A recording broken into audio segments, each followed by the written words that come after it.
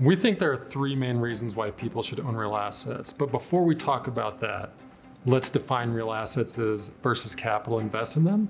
We focus on four primary areas: real estate, infrastructure, farmland, and timberland.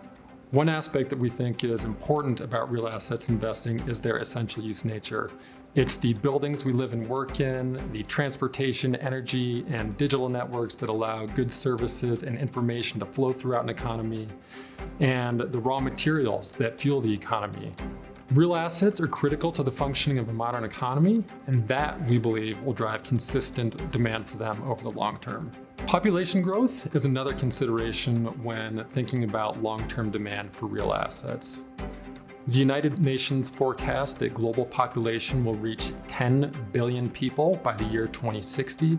That's adding roughly 2 billion people to the world's population over the next 40 years, or roughly 50 million people per year.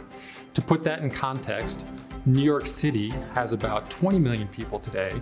So each and every year for the next 40 years, we need to build all the buildings, all the transportation, communications, data networks, and grow all the food to service 2.5 additional New York cities. When we look at the historical record for private real assets returns, they have generally provided higher risk-adjusted returns than a blended 60-40 portfolio. Investors have to give up some liquidity to access those higher risk-adjusted returns, but we think that's a trade-off worth making for most investor portfolios.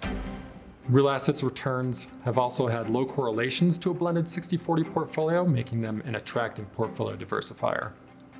Lastly, investors have tended to seek out real assets investments during periods of higher inflation because real assets investments have historically performed better in higher inflationary environments. Some investments, like traditional fixed income, can really struggle during periods of higher inflation.